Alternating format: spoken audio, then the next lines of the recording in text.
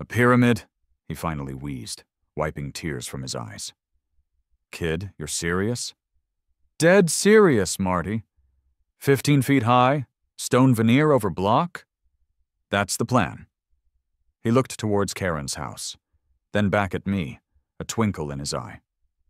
HOA giving you grief? You could say that.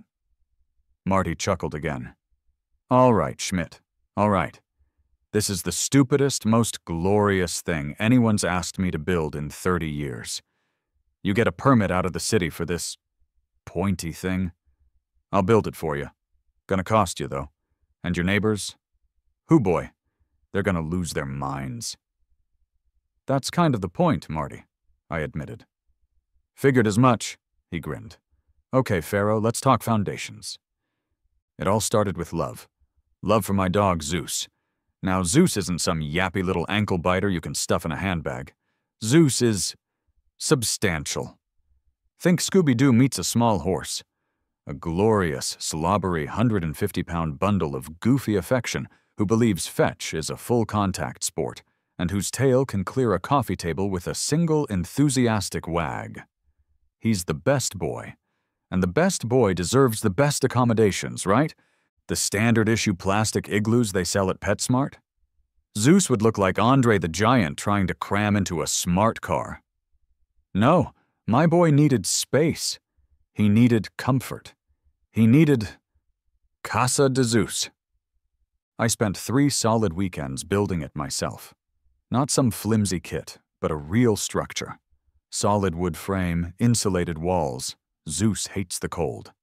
Asphalt shingle roof matching the house, even a little covered porch area where he could survey his domain, my slightly patchy lawn, like the furry king he is.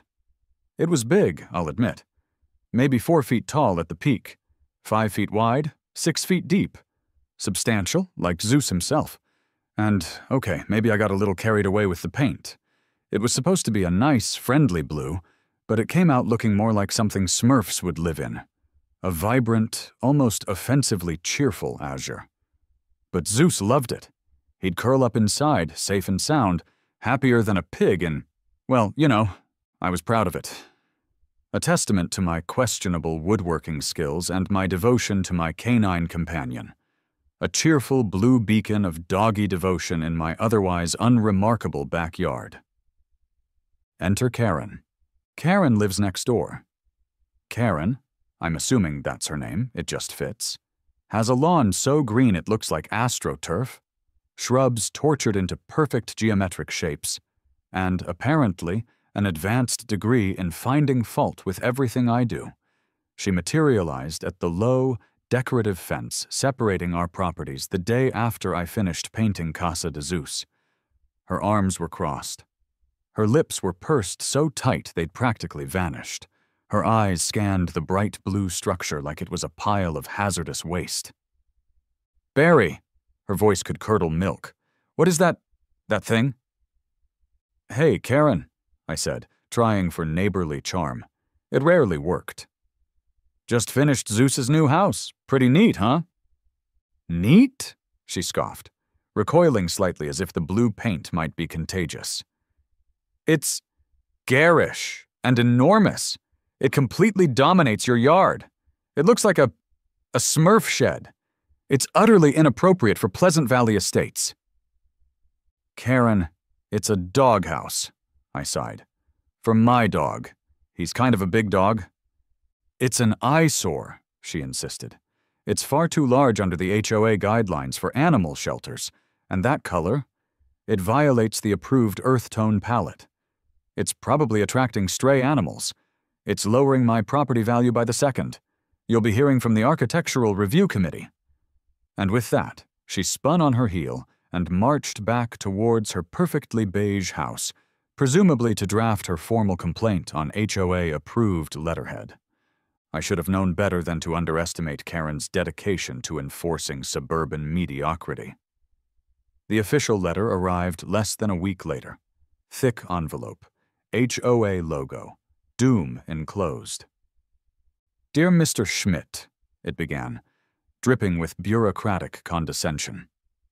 Following a review by the Architectural Review Committee, ARC, prompted by resident concerns. Gee, I wonder who. It has been determined that the recently constructed animal shelter located at 112 Oak Street is non-compliant with Pleasant Valley Estates covenants, conditions, and restrictions, CC and Rs.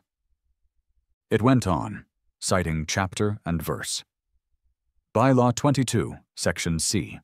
Accessory structures and animal shelters. Maximum square footage for animal shelters capped at 15 square feet. Casa de Zeus was closer to 30. Maximum height? 3 feet, mine was 4. Approved materials, natural wood tones or neutral composite materials matching the primary dwelling. My Smurf blue was apparently not a pre-approved neutral. The verdict? The non-compliant structure must be removed from the property within 30 days. Alternatively, you may submit plans to the ARC for a pre-approved replacement model meeting all dimensional and aesthetic guidelines. Ref. Appendix G. Approved pet enclosures. Failure to comply will result in daily fines and potential further action. Appendix G showed pictures of 3 options. A tiny plastic igloo suitable for a chihuahua with anxiety issues, a slightly larger plastic box that looked like a discarded cooler, and a miniature log cabin thing that cost more than my first car's transmission rebuild. Zeus wouldn't even be able to turn around in any of them. I requested a hearing, of course.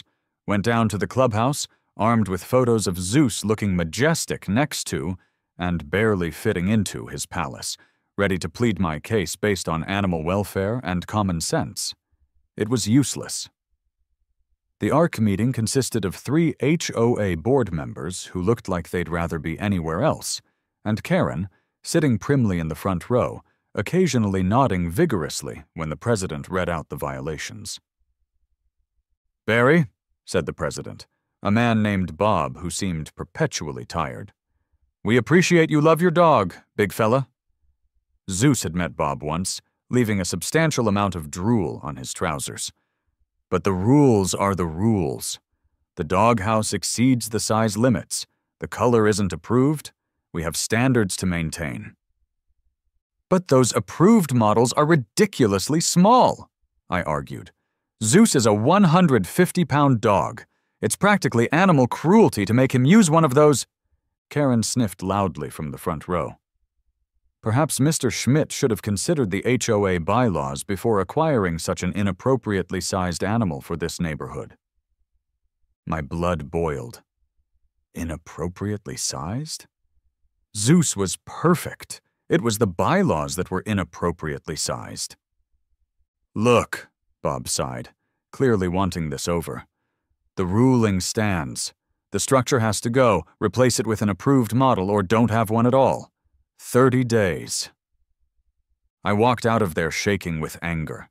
They didn't just insult my handiwork, they insulted my dog. They wanted me to tear down the house I built for him, the house he loved, because Karen didn't like the color?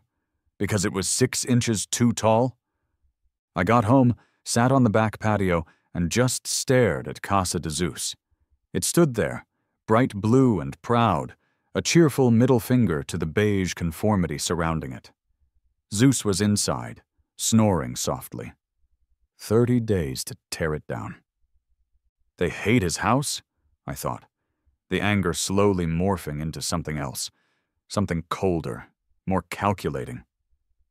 They think that's too big, too permanent, too much of an eyesore? A crazy, impossible, utterly magnificent idea started to form.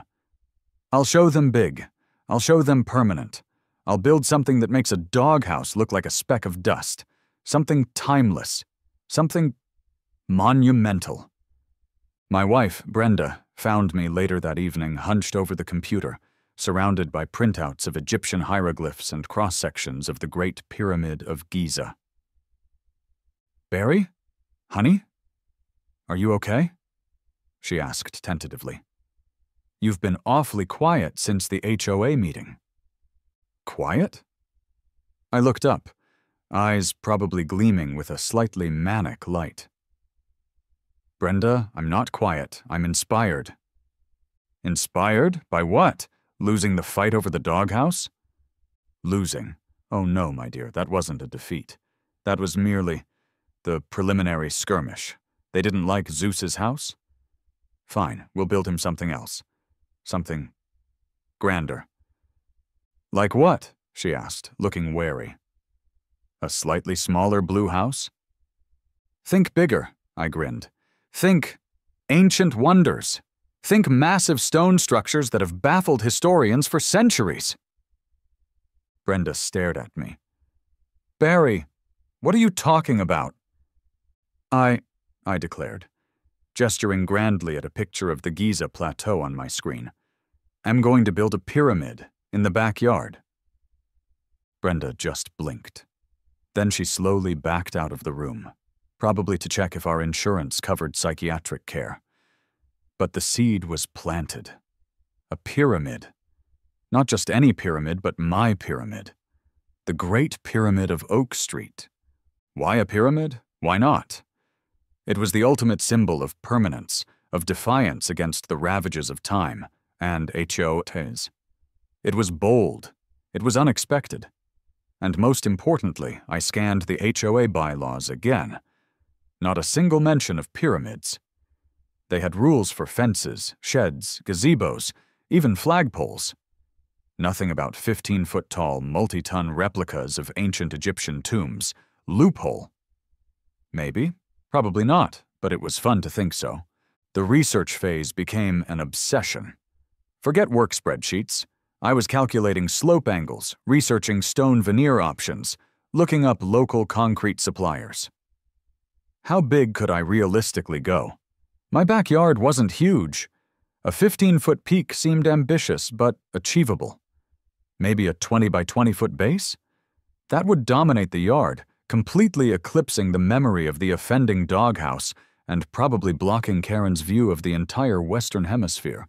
Perfect. Materials? Solid gold like the Pharaohs was out. Solid stone? Too expensive.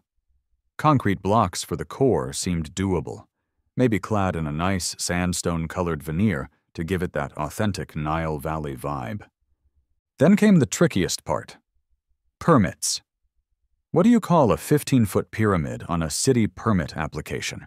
You can't exactly write tomb for dog's ego and spite. I looked through the city building codes. Accessory structures had size and height limits I'd definitely be violating. But what about landscape features? The code was vaguer there. Could a pyramid be considered an extremely ambitious garden folly, or a large decorative landscape element? It felt like a stretch, but maybe, just maybe, a bored or bewildered city planner wouldn't look too closely. I decided to hedge my bets. I'd apply for a permit for a large geometric masonry landscape feature. Submit basic structural plans showing a solid core and proper foundation, and hope for the best. Worst case, they deny it. And I figure out plan B, possibly involving catapults. Just kidding. Mostly. Finding a contractor willing to build Pharaoh Barry's folly was the next adventure. I called several masons. Yeah, hi, I need a quote to build a large geometric landscape feature? Like a retaining wall? Fancy planter box? No, more pointy. Tapered sides, like a pyramid. Click. Most hung up or politely declined, probably questioning my sanity. Finally, I found Mason Marty. Marty was a big guy, beard down to his chest, hands like catcher's mitts. He mostly built fireplaces and brick facades. He came out, looked at my sketches, looked at the yard where Casa de Zeus still stood defiantly blue, looked back at the sketches, and just started laughing. A deep, rumbling laugh. A pyramid, he finally wheezed, wiping tears from his eyes. Kid, you're serious? Dead serious, Marty. 15 feet high, stone veneer over block? That's the plan. He looked towards Karen's house, then back at me, a twinkle in his eye. HOA giving you grief?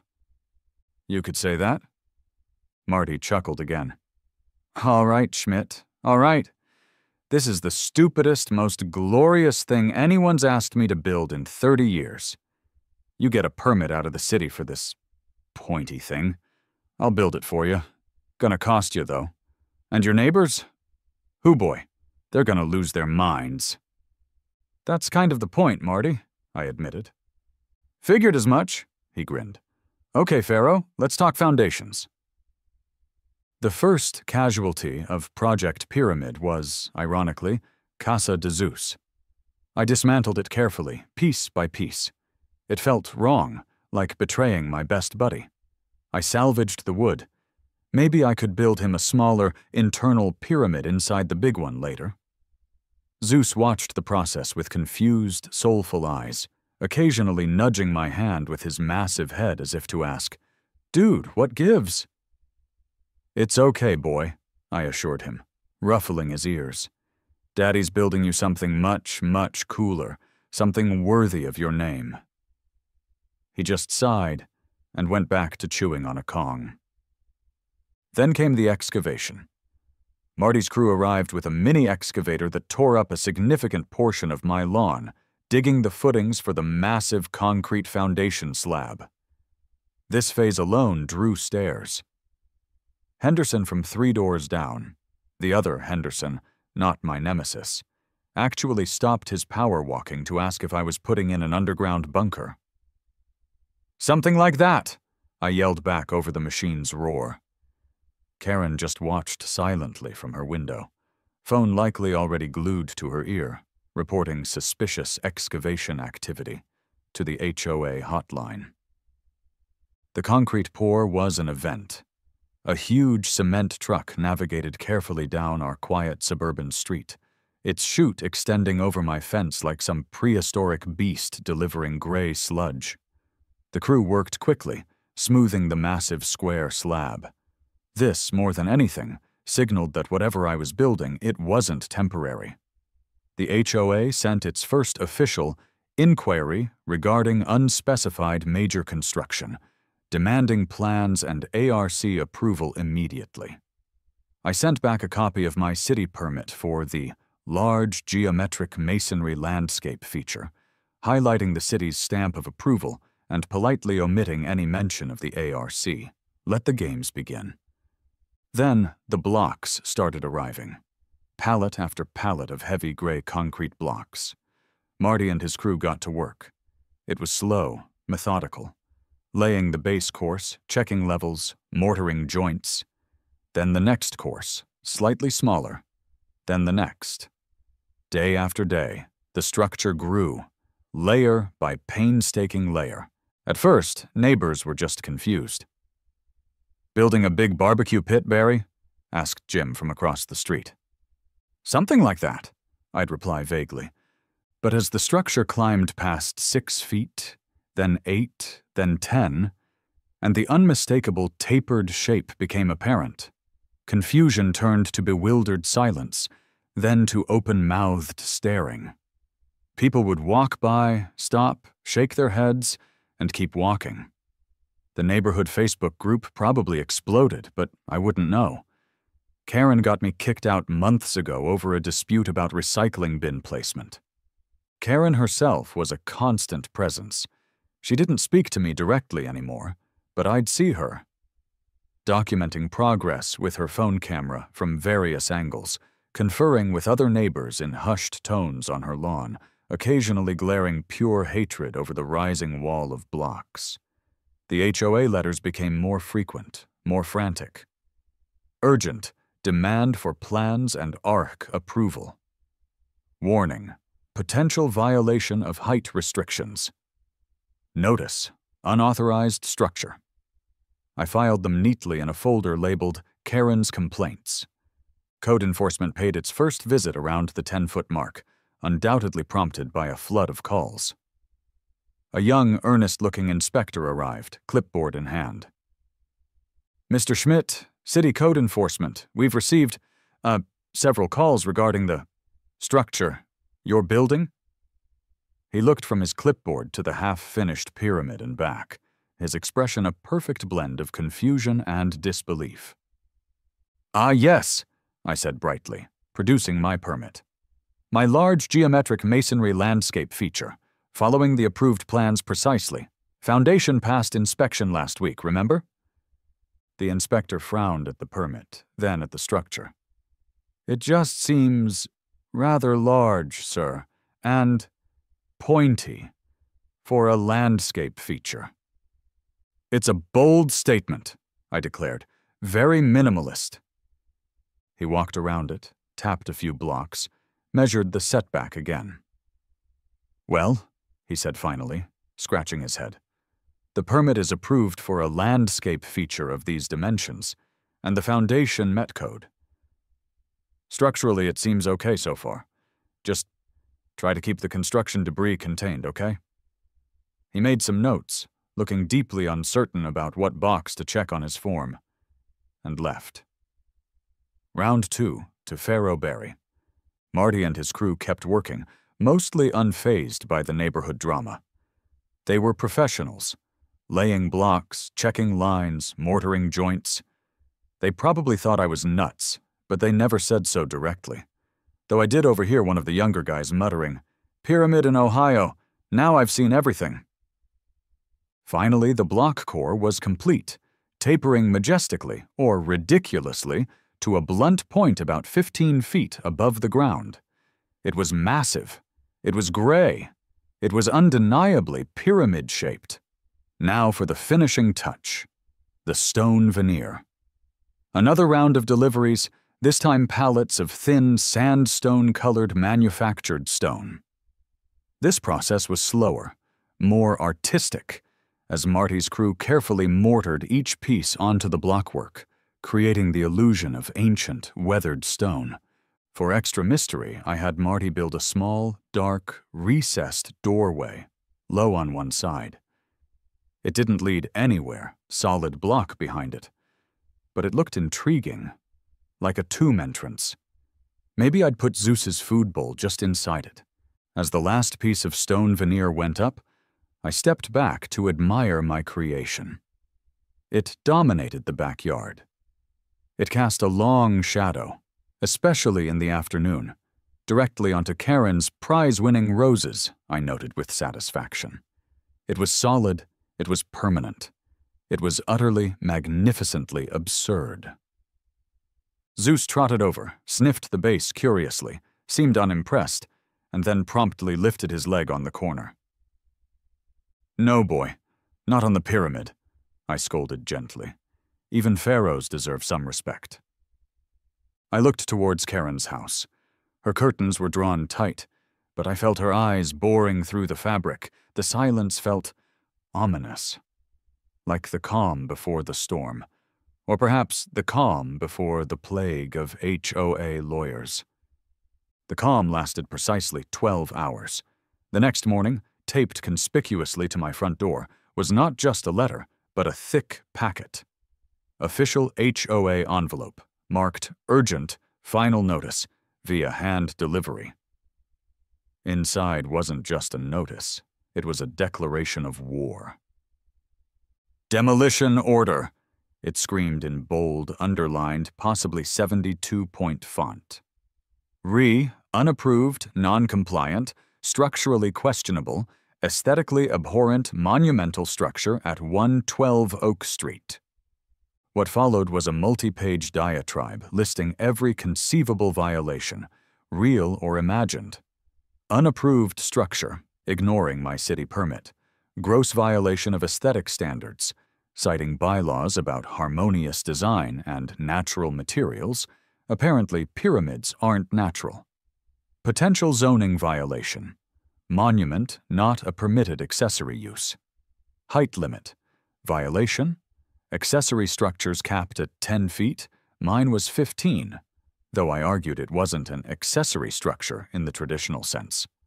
Light obstruction. Karen's roses. View obstruction. Karen's view of Henderson's perfectly symmetrical garage.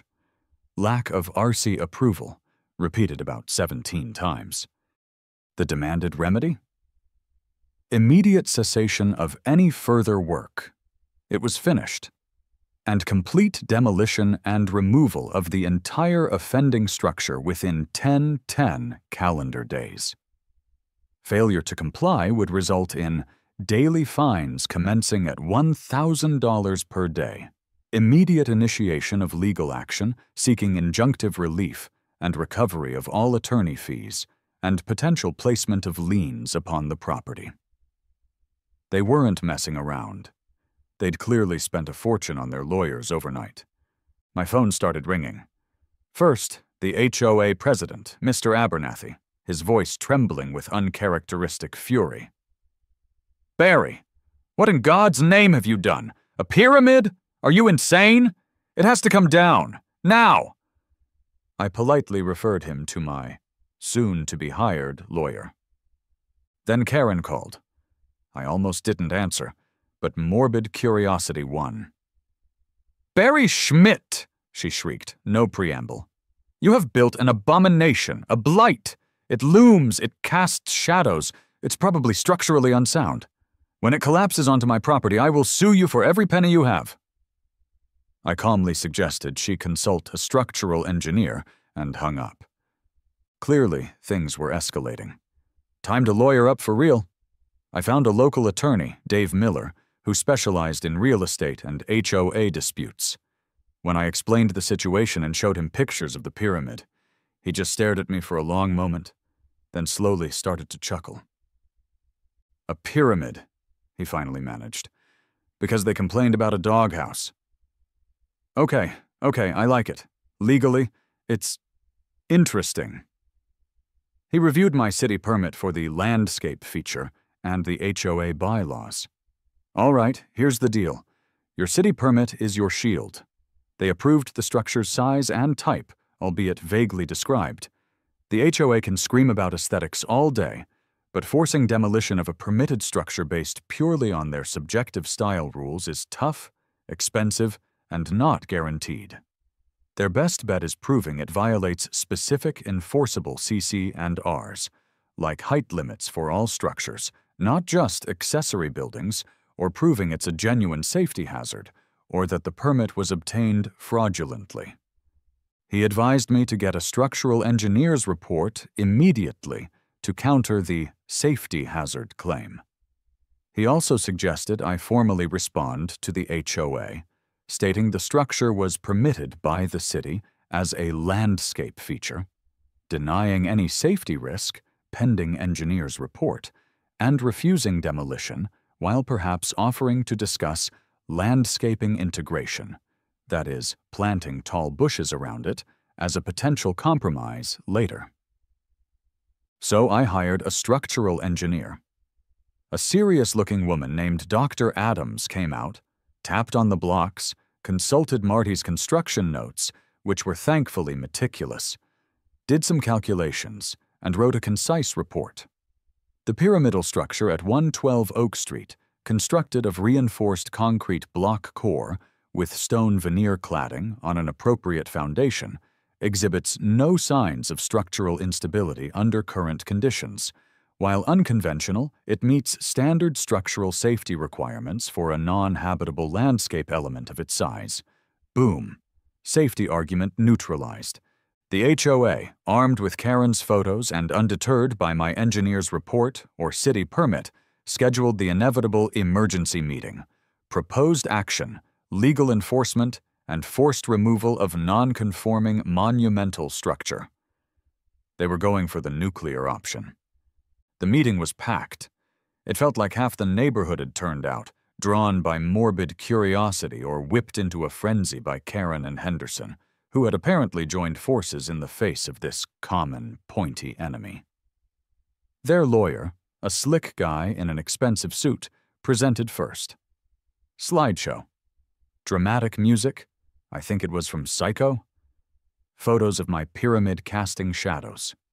Quotes from anonymous neighbors about fear and plummeting property values. Legal jargon about covenants running with the land and the sanctity of aesthetic uniformity. He demanded the board authorize immediate legal action to compel demolition. Then it was my turn. My lawyer, Dave Miller, calmly presented the city permit, Dr. Adams' structural report and highlighted the vagueness in the HOA bylaws regarding landscape features versus accessory structures and the lack of specific prohibition against pyramids. He pointed out the potential costs to the HOA if they pursued and lost a lawsuit over a city-permitted structure. Then I spoke. I didn't yell. I just talked about the original doghouse, about wanting something nice for my pet, about the frustration of being told no based on arbitrary rules. "You didn't like my doghouse," I said, looking around the room. "So I built something else, something permanent, something the city approved. It's a sculpture, a landscape feature. Maybe it's unconventional, but it's structurally sound, and it's on my property. Is it really harming anyone, or does it just offend your sense of sameness?" Karen jumped up. "It's harming my property values. It's blocking my sun. It's hideous." Henderson chimed in. "It's structurally questionable, engineer report notwithstanding. What if there's an earthquake?" "We live in Ohio, Henderson. Earthquakes aren't exactly top of the worry list." The debate raged. People took sides. Some defended my property rights, others decried the monstrosity. The board looked increasingly stressed, caught between angry residents and the threat of costly, uncertain litigation. The HOA meeting ended, predictably, without a clear resolution, but with a definite shift in the atmosphere. The sheer cost and legal uncertainty of trying to force the demolition of a city-permitted structure, backed by an engineer's report, clearly gave the board pause. The motion to immediately file for a demolition injunction failed, narrowly. Instead, they voted for the fallback position. Fines. Massive, punitive daily fines for every conceivable aesthetic violation, the unapproved style, the height, the sheer audacity of pyramidness. And they instructed their lawyer to continue exploring legal avenues short of immediate demolition, which basically meant sending me increasingly threatening letters. So began the Great Pyramid Standoff. The fines piled up. I received daily notices, each more creatively worded than the last. Violation, failure to maintain horizontal roofline. Violation, excessive pointiness. My lawyer fired back letters challenging the basis of each fine, citing the permit and the lack of specific bylaw prohibition. It became a war of attrition fought via certified mail. Meanwhile, life in the shadow of the pyramid continued. Zeus, utterly unfazed by the architectural drama waged in his name, loved napping in the cool shade cast by the 15-foot stone structure. I have to admit, it was impressive shade. I put my lawn chair back there, cracked open a beer, and found it surprisingly peaceful, despite the looming presence.